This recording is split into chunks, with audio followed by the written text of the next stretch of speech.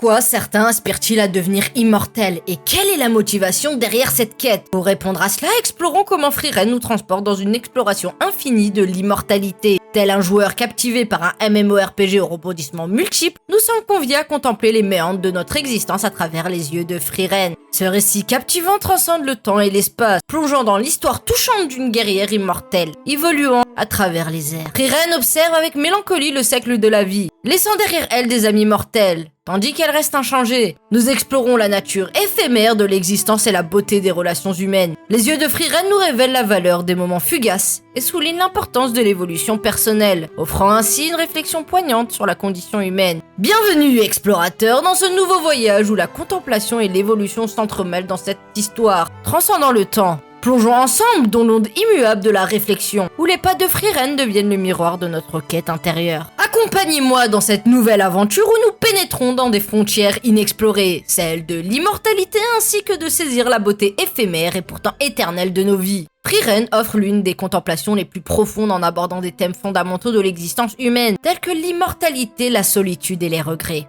Les pages de ce manga permettent de nous dévoiler un récit introspectif qui résonne avec la réalité humaine, suscitant des réflexions essentielles sur le temps, l'isolement et l'évolution personnelle, et invitant à nous interroger sur la nature de notre propre existence. L'immortalité ?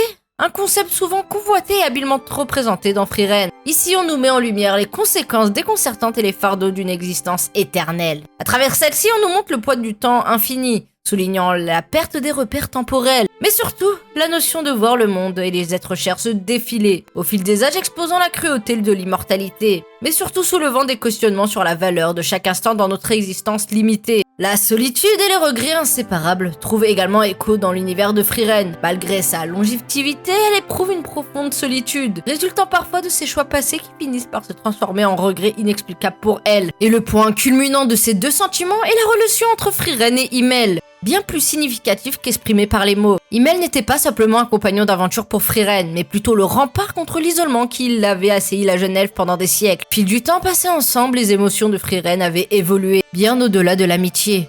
Pendant longtemps, elle avait nié l'évidence, se convainquant que ce lien particulier n'était qu'une affaire de loyauté. Imaginez l'amitié comme une carte avec des territoires inexplorés. Frieren, notre personnage principal, se retrouve à naviguer dans ce monde complexe des émotions. Heiser, son ami, joue le rôle de guide. Mais c'est à travers son aventure avec Fern et Stark que Frieren commence vraiment à cartographier les coins les plus reculés de son cœur. Fern représente la chaleur et la passion, qui peut clairement ressembler à une flamme vive qui éclaire le recoin sombre de l'âme de Frieren. Stark, lui, incarne la force et la détermination, apportant une clarté brute et une honnêteté franche. Pendant son exploration de ses aventures variées, Frieren découvre progressivement la véritable nature de ses sentiments envers Himmel. Ces expériences enrichissantes lui servent de miroir pour percevoir ses émotions d'une manière nouvelle et profonde. À travers ces relations, Frieren commence à prendre conscience de la complexité de ses sentiments, trouvant ainsi un équilibre entre l'amitié, l'affection et peut-être même son amour qu'elle avait pour Himmel. Cette quête émotionnelle lui permet de mieux comprendre la richesse et la diversité des sentiments humains. Pourtant, à mesure que les jours s'écoulent, Frieren réalise que ses sentiments envers Himmel dépassent toutes les notions auxquelles elle s'est accrochée. La compréhension progressive de Frieren met en lumière une vérité inébranlable. Ce n'était pas simplement de l'amitié ou de la camaraderie qu'elle ressentait pour Himmel.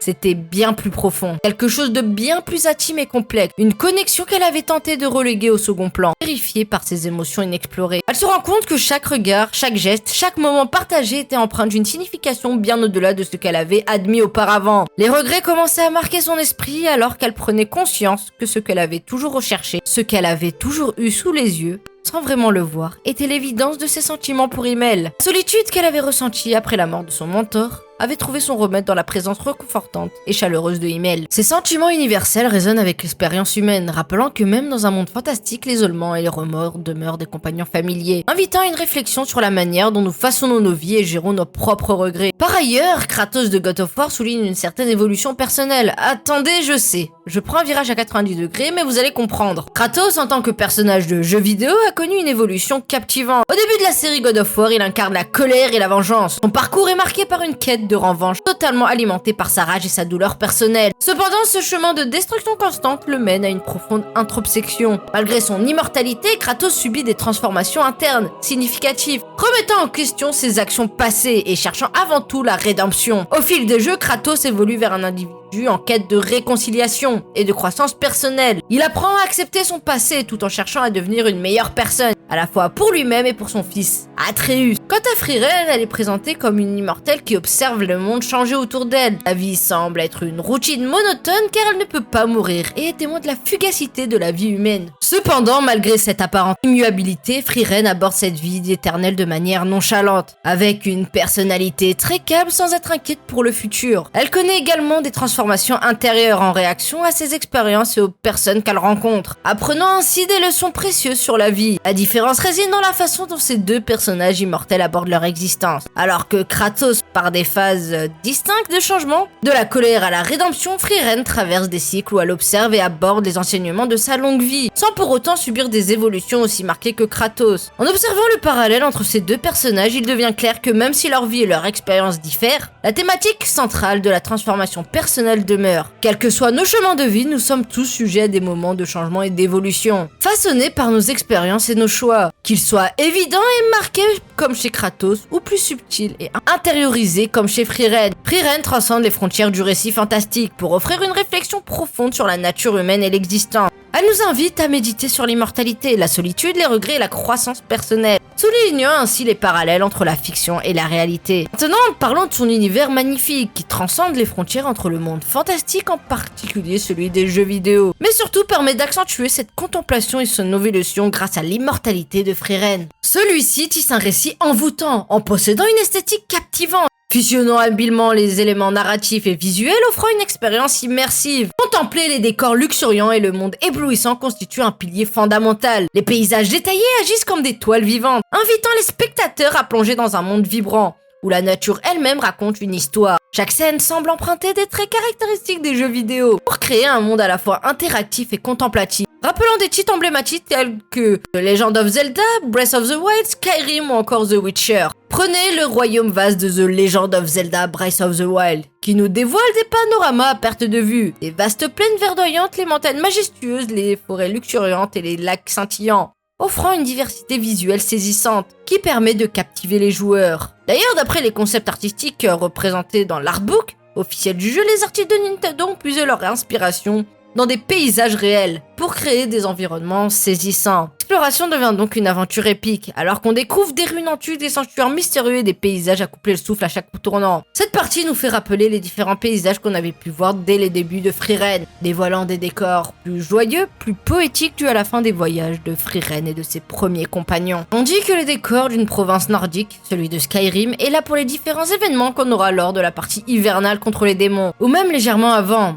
D'ailleurs, ce qui est intéressant dans Skyrim, l'équipe de développement de Bethesda a créé son monde en s'inspirant des paysages nordiques réels, en s'appuyant sur des régions telles que la Scandinavie, l'Islande et d'autres zones au climat froid. On nous offrira des montagnes enneigées, des forêts denses, des villes animées et des donjons mystérieux. Chaque recoin du paysage est rempli de vie et de quêtes à découvrir. D'ailleurs, comme déjà expliqué, la partie avec les démons est plus dans cet environnement, ce qui fait que le combat épique, Frieren, Fern, Stark contre Aura, les démons, est bien plus qu'une simple confrontation. C'est un moment crucial où les enseignements du passé se conjuguent avec les défis du présent. Frieren, déjà passé par ce village par le passé avec sa mentor, utilise maintenant les leçons et les connaissances acquises pour affronter cette épreuve. Les interactions passées de Frieren avec sa mentor prennent vie à travers les leçons transmises et ses précieux enseignements se révèlent essentiels pour sauver le village. La sagesse et la compréhension des faiblesses des humains, découvertes autrefois, s'avèrent être des atouts cruciaux pour triompher dans ce conflit. Mais surtout, sa manière de combattre a évolué grâce à ses précédents affrontements avec ses compagnons. Sa stratégie de combat s'est perfectionnée. Les mouvements sont plus précis. Les échecs et les succès intérieurs ont été des pièces clés dans l'amélioration de ses compétences de combat. Les tactiques apprises pendant ses aventures précédentes ont été appliquées avec adresse lors de ces affrontements cruciaux. D'ailleurs, à mon sens, on a aussi une patte à la Witcher 3 pour les secteurs un peu plus lugubres qui nous fait frémir. Ici, on sera dans des vastes étendues des terres accidentées. Les marais lugubres et les sombres forêts mystiques sont imprégnés d'une atmosphère unique, où les monstres rôdent dans l'obscurité et le village cache des secrets ténébreux. Ce qui est intéressant à souligner est que la fusion entre les éléments narratifs et esthétiques des animés fantasy et des jeux vidéo dans Frieren crée une expérience immersive, par l'utilisation habile de décors évocateurs comme ceux déjà soulignés. Les décors jouent un rôle crucial, en illustrant visuellement le thème de l'immortalité et en amplifiant l'évolution des personnages. Les paysages sont souvent empreints de splendeur et de mystère, permettant d'incarner la longévité. Ces décors servent à contraster avec l'évolution des personnages, soulignant ainsi la nature changeante de l'existence humaine.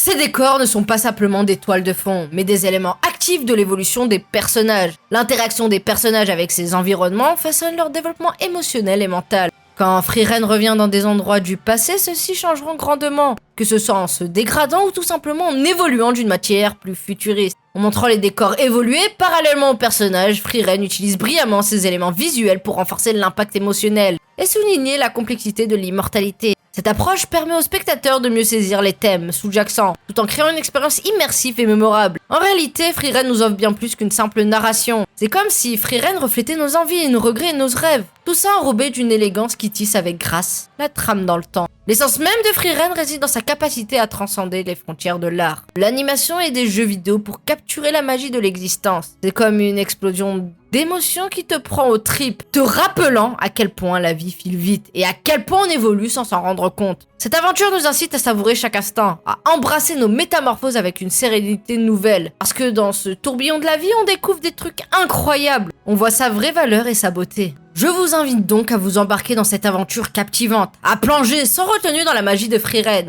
N'oubliez pas de vous abonner pour rester connecté à ces univers fascinants. Et surtout, n'oubliez pas à liker et à laisser votre commentaire. Partagez votre propre voyage à travers ces réflexions profondes. Votre engagement est la clé pour propager cette quête ensemble. Moi, c'est Erito et je vous laisse pour une prochaine vidéo.